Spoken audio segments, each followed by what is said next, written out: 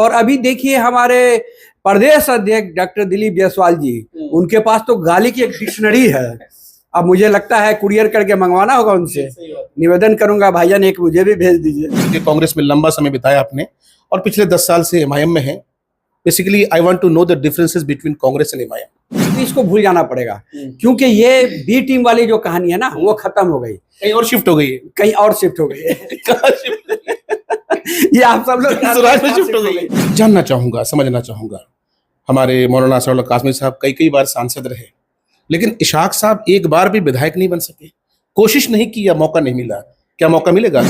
और 3 तलाक के मुद्दे में कांग्रेस ने उनको बोलने नहीं दिया और उनको कहीं ना कहीं एक तरह से घर में जो है नजरबंद कर दिया गया। लास्ट में वो कहे कि इसाक बाबू, रात में वो रो रहे थे और उनका फोन मुझे आया और वो रोते हुए कहे कि इसाक बाबू मैं अपने समाज को क्या बोलूंगा, जाकर के क्या मुंह दिखाऊंगा। मैं बच्चों की बात पे मैं इग्नोर करता हूं उसको। ये टारगेट बहुत छोटी टारगेट है, मैं उनसे बहुत बड़ी टारगेट में हासिल कर चुका हूं। और उसके लिए मुझे उनको जवाब देने की जरूरत नहीं है।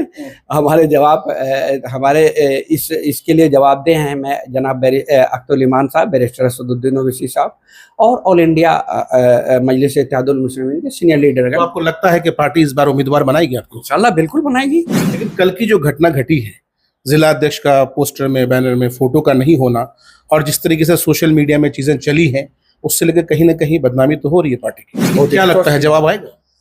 देखिए अगर जवाब नहीं आएगा तो जनता में कल जवाब देंगे ये लोग जाकर के, क्योंकि कहीं ना कहीं तो हम लोग तो दोषी नहीं हैं, हम लोग तो कोशिश कर रहे हैं, लास्ट तक हम लोग कोशिश करेंगे।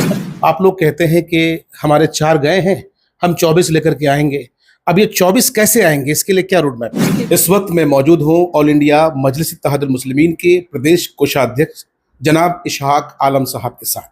ये किसी तारीफ के मोहताज नहीं है, मजलिस में है और मजलिस को फर्श से लेकर अर्श तक पहुंचाने का काम किया। इससे पहले इनकी उपलब्धि कांग्रेस के लिए रही, लंबे समय तक कांग्रेस में ये रहे, इस वक्त मजलिस में है। कहा जा रहा है कि आने वाले चुनाव में ये किशनगंज से विधायक प्रत्याशी भी होंगे, ऐसा कयास लगाया जा रहा है।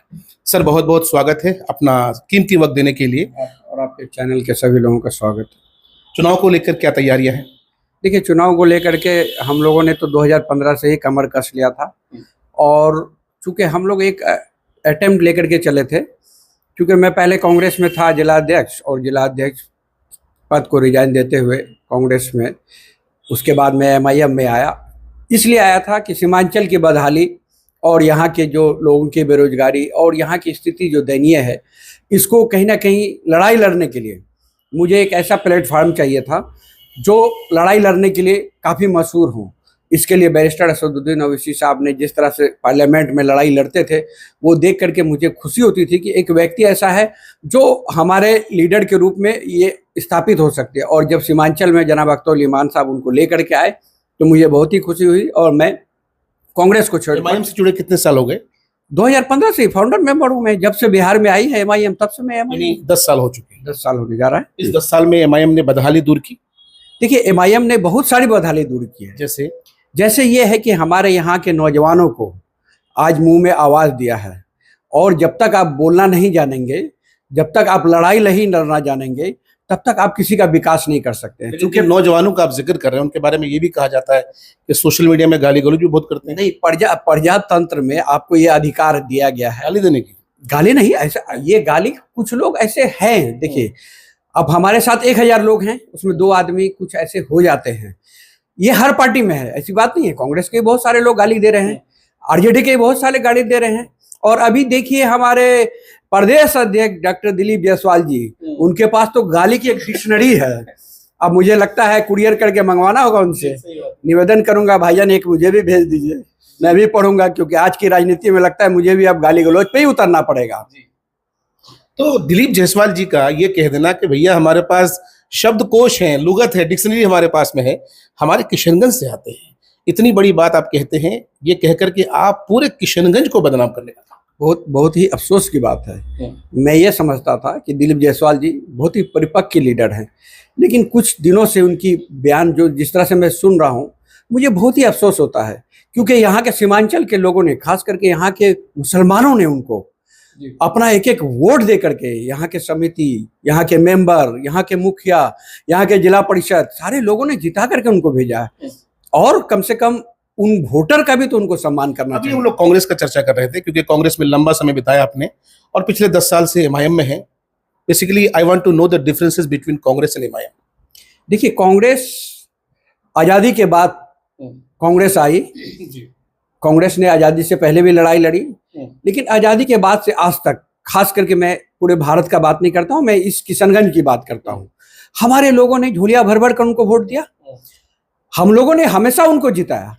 लेकिन आज पूरे हिंदुस्तान में किशनगंज के बदहाली के कौन जिम्मेदार हैं? आज जो हमारे यहाँ के नौजवान, हर घर से अगर आपके गांव में अगर 4 बच्चे हैं तो 2 बच्चे आज पंजाब और दिल्ली में खटने को बेबस है। इसके जिम्मेदार कौन है? आज हमारे यहाँ कोई अच्छा तालीमी मरकज नहीं है, इसके लिए जिम्मेदार कौन है? आज हमारे यहाँ कोई अच्छा हॉस्पिटल नहीं है, इसके लिए जिम्मेदार कौन है? इन्हीं बदहाली को देखते हुए पिछले विधानसभा चुनाव में यहाँ की जनता ने 5 सीटें दी आपको, आप अपने विधायक को बचा नहीं पाए। देखिए, हम लोगों ने तो एक लड़ाई का आगाज किया था। विपक्ष की क्या भूमिका होती है विधानसभा में? आवाज उठाना। और हम लोग जिस तरह से आवाज उठा रहे थे, मेरा सवाल ये था कि 5 लोग, जनता ने 5 को जिताया, लेकिन आप तो संभाल नहीं सके। मैं उसी बात पे आ रहा हूँ। हम लोगों ने जिस तरह से लड़ाई लड़ी विधानसभा में, चूंकि हमको विधानसभा में खास करके उस समय सत्ता पक्ष के लोगों को विवश होकर के हम लोगों को मार्शल आउट करना पड़ा। तभी से उन लोगों के ये जहन में था कि इस पार्टी को तोड़ देना है और इसके विधायकों को खरीद लेना है, चाहे जिस दाम में भी हो, जिस तरह से भी हो, इसको कमजोर कर देना है। नहीं तो आने वाले समय में 5 की जगह ये 50 आ जाएंगे। बिके हैं ये लोग, 100% बिके ही होंगे। नहीं तो हमको तो नहीं लगता है कि एमआईएम में जाकर के, एमआईएम से आरजेडी में जाकर के कुछ बहुत बड़ा सुरखाब का पर लगा दिया और किशनगंज में पूरी गंगा जमुना की तहजीब बह रही है, पूरे इलाके में सड़क और जाल बिछ गया, पूरे इलाके में जो है तो एमयू बन गया, पूरे इलाके में शिक्षा की नगरी बन गई। मैं पूछना चाहता हूँ ऐसे लोगों से, कोई इंटरनल जानकारी है कितने में बिके? देखिए, इसके लिए तो मेरी कोई जानकारी नहीं है। जानकारी हो बता दीजिए। देखिए, जानकारी हमारे पास कुछ भी नहीं है, लेकिन ऐसी अफवाहें उड़ती आ रही है कि लोगों को अच्छी खासी अब रकम में खरीदी गई है। तो आप लोगों के बारे में भी है कि आप लोग बीजेपी के बी टीम है, आप लोग जो है भाजपा के लिए काम कर। देखिए, भाजपा के लिए अगर काम कर रहे होते तो आज सबसे ज्यादा पार्लियामेंट में अगर ऊंची आवाज में बात करने का काम नरेंद्र मोदी को अगर कोई करता है तो वो बैरिस्टर असदुद्दीन ओवैसी साहब हैं। विधानसभा में अगर सबसे ज्यादा लड़ाई लड़ने का अगर कोई काम करते हैं तो हमारे जनाब अख्तर इमान साहब हैं। तो कहीं ना कहीं आपको इस शब्द को तो खारिज कर देना पड़ेगा, अब इसको भूल जाना पड़ेगा, क्योंकि ये बी टीम वाली जो कहानी है ना, वो खत्म हो गई, कहीं और शिफ्ट हो गई है। कहीं और शिफ्ट हो गई है। ये आप सब लोग स्वराज में शिफ्ट हो गई। देखिए, ऐसा है कि सेकुलर पार्टियों को जब डर लगता है कि हमारा वोट बैंक घट रहा है, क्योंकि आप बताइए कि यादवों की आबादी कितनी परसेंट है? 12%। माइनॉरिटी की आबादी 18%। यादव अपने पीछे में माइनॉरिटी को राजनीति करने के लिए मजबूर कर रहे हैं। आखिर क्यों नहीं आप मुसलमानों को आप कुछ अच्छा पोजीशन में आप लाना चाहते हैं? क्यों नहीं आपने डिप्टी उप मुख्यमंत्री बनाया कभी भी? क्यों नहीं आपने इसके लिए प्रपोजल दिया? आपने माइनॉरिटी को कोई अच्छा लीडर, चुके तस्लीमुद्दीन साहब भी आरजेडी में थे, लेकिन हमेशा वो आरजेडी के खिलाफ में, लालू यादव के खिलाफ में बोलते थे। आखिर क्यों बोलते थे? सीमांचल का गांधी के रूप में वो जाने जाते हैं, लेकिन जाते जाते उनका एक एक शब्द मुझे याद है। जब मैं उनसे लास्ट वक्त मिला था, उनके एक ही शब्द था कि इसाक बाबू भारत की पॉलिटिक्स में, और वो मेरी बहुत इज्जत करते थे क्योंकि मैं हमेशा उनके खिलाफ में रहा और मैं हमेशा कांग्रेस में था और वो आरजेडी में हुआ करते थे। और उनके खिलाफ में मौलाना असाउल हक साहब को मैंने प्रोजेक्ट किया 2009 में, और मौलाना असाउल हक साहब को जिताया भी, और इसी के कारण जो है तो वो 3 नंबर पे चले गए। यही मेरा सवाल था कि मौलाना असरारुल हक कासमी साहब को प्रोजेक्ट करने वाले अगर कोई थे तो इशहाक आलम साहब थे। मैं बहुत छोटा हुआ करता उस टाइम में, और मैं तब भी आपसे मिलता था। मैं इस बात की जो है तस्दीक करता हूँ, जानना चाहूँगा, समझना चाहूँगा। हमारे मौलाना असरारुल हक कासमी साहब कई बार सांसद रहे, लेकिन इशहाक साहब एक बार भी विधायक नहीं बन सके, कोशिश नहीं की या मौका नहीं मिला। क्या मौका मिलेगा? नहीं, हमारे मौलाना असरारुल हक साहब ने 2010 में भी और 2015 में भी मेरे लिए बहुत कोशिश किए थे, वो लास्ट तक। लेकिन कहीं ना कहीं अपर लेवल जो है हमारी कांग्रेस की टीम में जो भी साथी थे हमारे, वो लोगों ने कहीं ना कहीं हमारे साथ में गेम खेलने का काम किया। और उस समय हमारा 2010 में भी फाइनल टिकट था, उस समय में भी हमारा टिकट काट दिया गया। और उस समय उन्होंने कहा कि भाई आप बहुत नौजवान लीडर हैं, अभी आपके लिए बहुत समय है, 2015 में आपको मौका दिया जाएगा। 2015 में भी मैंने बहुत ज़्यादा कोशिश भी नहीं की 2015 में, क्योंकि मैं जान रहा था कि सिटिंग विधायक है और सिटिंग विधायक का टिकट कट भी नहीं सकता है। इसलिए मैं अपना शांतिपूर्वक अपना एक जो होता है पार्टी में अपना एक दावेदारी पेश किया था।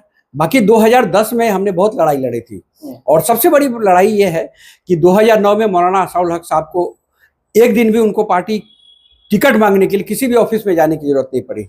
उनका बायोडाटा लेकर के मैं हर ऑफिस घुमा हूँ, और उनका टिकट को 2009 में मैंने कंफर्म कराया, क्योंकि मुझे इस सीमांचल में एक ऐसे लीडर की जरूरत थी जो हमारी बोली और हमारा आवाज को पार्लियामेंट में उठा सके। इसमें हमारे जनाब मौलाना असाउल हक साहब कामयाब भी रहे, और अल्लाह उनको अगर 5 साल और मौका देता तो इंशाल्लाह बहुत लंबी लड़ाई लड़ते। लेकिन चूंकि उनके दिल में एक सदमा हुआ जब 3 तलाक का मुद्दा चला था, और 3 तलाक के मुद्दे में कांग्रेस ने उनको बोलने नहीं दिया, और उनको कहीं ना कहीं एक तरह से घर में जो है नजरबंद कर दिया गया। लास्ट में वो कहे कि इसाक बाबू, रात में वो रो रहे थे और उनका फोन मुझे आया, और वो रोते हुए कहे कि इसाक बाबू, मैं अपने समाज को क्या बोलूंगा, जाकर के क्या मुंह दिखाऊंगा कि मौलाना असाउल हक साहब हमारे जब शरीयत का मुद्दा जब चला तो वो पार्लियामेंट में जाके मेरे फेवर में जाके कुछ लड़ाई भी नहीं लड़ सके। मुझे नजरबंद कर दिया गया और मुझे कहा गया कि मेरी गाड़ी जो है इसमें फंस गई, ट्रैफिक में फंस गई। तो इसाक आलम साहब की अगर हम बात करें, इसाक आलम साहब जिस तरीके से भाग दौड़ कर रहे हैं, भाई पता करिए कि इसाक साहब कहाँ है तो मालूम चला पोठिया में है, कहाँ है तो साहब जो क्षेत्र में भ्रमण कर रहे हैं। तो जिस तरह की भागदौड़ आपकी इस वक्त चल रही है, इससे तो लग रहा है कि तैयारी कमर कस चुके पूरी तरह से। देखिए, इंशाल्लाह मैं तो 2015 से ही MIM के लिए मजबूती का काम कर रहा हूं, और मैंने बहुत सारे लोगों को जोड़ा है। लेकिन टारगेट तो पूरा नहीं हुआ आपका। 6,000 या 10,000 का टारगेट था, पूरा नहीं किया आपने। मैं बच्चों की बात पे मैं इग्नोर करता हूं उसको। ये टारगेट बहुत छोटी टारगेट है, मैं उनसे बहुत बड़ी टारगेट में हासिल कर चुका हूं। अच्छा। और उसके लिए मुझे उनको जवाब देने की जरूरत नहीं है। हमारे इसके लिए जवाबदेह हैं मैं जनाब अख्तरुल इमान साहब, बैरिस्टर असदुद्दीन ओवैसी साहब, और ऑल इंडिया मजलिस इत्तेहादुल मुस्लिमीन के सीनियर लीडर। तो आपको लगता है कि पार्टी इस बार उम्मीदवार बनाएगी आपको? इंशाल्लाह बिल्कुल बनाएगी, क्योंकि मेरा हक है। और कमिटमेंट हुआ है क्या आपके हिसाब से? देखिए, पार्टी को हमने मजबूत किया है 2015 से। अख्तरुल इमान साहब, बैरिस्टर असदुद्दीन साहब, माजिद हुसैन साहब, वो 2015 से देख रहे हैं कि ये आदमी ईमानदारी से, तन मन धन से, हर तरह से पार्टी को मजबूत करने का काम किया। 2015 में पार्टी का कोई झंडा लेने वाला यहाँ पे नहीं था। लेकिन आप जिनको बच्चा कह रहे हैं, उनका कहना है कि भाई जो टास्क हमें दिया गया, चाहे उपचुनाव में जाने की बात हो, चाहे दिल्ली चुनाव की बात हो, जहां जहां पार्टी ने मुझे भेजा हमने लब्बैक किया। आप बच्चा कह रहे हैं उनको? नहीं, बच्चा का मतलब ये नहीं कह रहा हूँ कि वो बच्चे हैं। राजनीति में बच्चा भी बड़ा हो जाता है, ऐसी बात नहीं है। लेकिन ये है कि हम लोग उनको अपना बच्चा मानते हैं, क्योंकि तसरुद्दीन साहब हमारे मित्र हैं, दोस्त हैं, हम लोग एक साथ काम किए हैं, तो वो हमारे बच्चे ही ना हुए हैं, हमारे भतीजे समान हैं। और आने वाले समय में उनको बहुत लंबी लड़ाई लड़नी है, अभी उनको मौका दिया जाएगा आने वाले समय में इंशाल्लाह। और हम लोग लड़ाई लड़ेंगे, उन्हीं के लिए तो लड़ाई लड़ रहे हैं, रास्ता बना रहे हैं हमारे उनके लिए। तस्सीर साहब के लिए हमने बनाया, तस्सीर साहब के लिए 2015 में गांव-गांव में जाकर के वोट मांगने का काम किया, पार्टी को मजबूत करने का काम किया। तो उस समय और अभी 2015 10 साल मैंने पार्टी को गांव-गांव में जाके मजबूती किया। 9 साल मैं जिला अध्यक्ष रहा, और मेरे जिला अध्यक्षता में सबसे पहले किशनगंज से विधानसभा का बाई इलेक्शन हमारे कमरुल्लाह साहब ने जीता। फिर उसके बाद 5-5 विधायक हमारे जीते। उस समय भी सबसे ज्यादा सरगर्मी मेरी ही थी, और हमने घूम करके मजबूती किया बिना किसी लालच के। मैं कभी भी प्रचार अपना नहीं करता था। लेकिन कल की जो घटना घटी है, जिला अध्यक्ष का पोस्टर में, बैनर में फोटो का नहीं होना, और जिस तरीके से सोशल मीडिया में चीजें चली हैं, उससे लेकर कहीं ना कहीं बदनामी तो हो रही है पार्टी की। देखिए, कहीं ना कहीं ये हमारे पार्टी के लीडरों की गलती रही है, मुझे अफसोस होता है। आप नहीं थे प्रोग्राम में? लेकिन नहीं, मैं थोड़ा सा फैमिली टूर के प्रोग्राम में मैं कहीं बाहर गया हुआ था। हमारे जनाब अख्तरुल इमान साहब ने भी फ़ोन किया, इश्तियाक साहब ने भी फ़ोन किया, हमारे गुलाम हसनैन साहब ने भी फ़ोन किया। तीनों आदमी का फ़ोन आया था मेरे पास, लेकिन मैंने ये कह दिया कि मैं फैमिली टूर पे थोड़ा बाहर हूँ और मैं सुबह मॉर्निंग तो नहीं आ सकूंगा, मैं 10 बजे तक पहुंचूंगा, क्योंकि अगर मुझे 1-2 दिन पहले अगर खबर होती तो मैं इंशाल्लाह जरूर जाता। लेकिन मुझे 1 दिन पहले शाम के समय में फ़ोन में सब लोगों से बातचीत हुई और इन लोगों ने दावत दिया मुझे, तो बहुत प्रोग्राम कल बहुत अच्छा रहा और थोड़ी सी गलतफहमियां रही। इसके लिए हम लोगों ने आज जो है बाज़ाब्ता इसके लिए एक नोटिफिकेशन जारी कर दिया है कि पूरे बिहार में जो भी कार्यक्रम होगा उसमें जिलाध्यक्ष का फोटो अनिवार्य है, और आइंदा आज के बाद अगर कोई भी इस तरह की गलती करेंगे तो वो हमारे पार्टी के जिम्मेदार होंगे। उसके लिए फुल्ली उनको जवाबदेही होगा, उनको जवाब देना पड़ेगा। साथियों, लगातार हम आपको दिखा रहे हैं कि इशाक आलम साहब से जो भी सवालात हो रहे हैं, तमाम तर सवालात का ये जवाब बेबाकी के साथ दे रहे हैं। इंटरव्यू को ज़्यादा जो है बढ़ाना नहीं है, संक्षिप्त करना है। चलते चलते एक आध और बात पूछ लेता हूँ सर। इस वक्त जो गहमा गहमी है चुनाव को लेकर के, है ना, अब तो जनसुराज की भी एंट्री हो चुकी है ना, और लगातार ये चर्चाएं भी हो रही है कि आप लोग पैरवी कर रहे हैं, कोशिश कर रहे हैं गठबंधन में जाने की। क्या लग रहा है, कुछ बात बनेगी? ठीक है, हम लोगों ने एक ही बात चाहता हूँ कि वोट का जो बीजेपी की तरफ जा रहा है पोलराइजेशन नहीं हो, और कहीं ना कहीं हम लोग जो है बीजेपी को रोकने के लिए कोशिश कर रहे हैं, और इस कोशिश के लिए आरजेडी और कांग्रेस को आगे बढ़ के हम लोगों के साथ में आना चाहिए। हम लोगों ने पहल की है, हम लोगों ने आगे बढ़ के उनको कहा है कि भाई आप हम लोगों को ले लीजिए, हम लोग आपके साथ हैं, आप भी हमारे साथ आइए और गठबंधन बनाइए, और मजबूती के साथ हम बिहार में बीजेपी और जनता दल यू को किनारा कस कर देंगे। इंशाल्लाह हमारी सरकार बनेगी। लेकिन अभी तक आरजेडी और कांग्रेस की तरफ से किसी भी तरह का जवाब, रिप्लाई हम लोगों को नहीं मिला है। बहुत क्या लगता है जवाब आएगा? देखिए, अगर जवाब नहीं आएगा तो जनता में कल जवाब देंगे ये लोग जाकर के, क्योंकि कहीं ना कहीं तो हम लोग तो दोषी नहीं हैं, हम लोग तो कोशिश कर रहे हैं, लास्ट तक हम लोग कोशिश करेंगे। अच्छा, आखिरी सवाल है सर। आप लोग कहते हैं कि हमारे 4 गए हैं, हम 24 लेकर के आएंगे। अब ये 24 कैसे आएंगे, इसके लिए क्या रोड मैप है? देखिए, 2015 से हम लोगों की तैयारी चल रही थी। 2015 में थोड़े से सीट पे हमने लड़ा था, और उस समय कुछ 2-3 जगहों से हम लोग, अख्तर साहब कुछ वोटों से हार गए थे। लेकिन वही 2019 का बाई इलेक्शन हुआ तो हम लोग जीत गए बाई इलेक्शन। फिर 2020 में चुनाव हुआ तो हम लोग 5-5 विधायक जीत गए। हम लोगों की टारगेट थी कि हम लोग जमीनी स्तर पे पूरे बिहार में संगठन को मजबूत करें, क्योंकि हम लोगों का पहला टारगेट था सीमांचल, किशनगंज के आसपास का एरिया। वो हम लोगों ने टारगेट को फुलफिल किया। उसके बाद 2020 से ही हम लोग पूरे बिहार के सभी क्षेत्रों में, सभी जिलों में जाकर के घूम करके पार्टी को मजबूत कर रहे थे, और जमीनी स्तर पे हम लोगों ने पार्टी को मजबूत किया है। आज कोई ये नहीं कह सकता है कि AIMIM मुसलमानों की सिर्फ पार्टी है। आज MIM हम फख्र से कहते हैं कि ये हर कौम की पार्टी है। इसमें हिंदू भी है, मुसलमान भी है, दलित भी है, आदिवासी भी है, पिछड़े भी है, दलित है, हर समाज के लोग हैं। आज देखिए, राणा रंजीत सिंह को हम लोगों ने अपना कैंडिडेट बनाया है, तो कहीं ना कहीं तो एक मैसेज आ रहा है। और जिस तरह से हमारे बैरिस्टर असदुद्दीन ओवैसी साहब हमारे सेना का जवानों को पीठ थपथपाने के लिए सबसे अकेले, और उस समय जब सारे के सारे लोग कश्मीर छोड़ करके भाग रहे थे, सारे लीडरान, सारे लोग कश्मीर छोड़ के भाग रहे थे, वो अकेला वक्त मर्द मुजाहिद चला गया, जाके सेना के लोगों का हिम्मत अफजाई किया। ये कम गौरव की बात है। इसको हम अपने आप को गौरवान्वित महसूस करते हैं कि भारत का अगर कोई सच्चा सिपाही है, बैरिस्टर असदुद्दीन ओवैसी साहब हैं, और MIM के सभी सिपाही और कार्यकर्तागण हैं। चलिए, बहुत बहुत शुक्रिया। इस वीडियो में इतना ही। कमेंट बॉक्स में अपनी प्रतिक्रिया सकारात्मक रूप से छोड़ जाइएगा। वीडियो को फेसबुक पर देख रहे हैं तो पेज को फॉलो कर लीजिए, और अगर यूट्यूब पर देख रहे हैं तो चैनल को सब्सक्राइब कर लीजिए। अल्लाह हाफिज।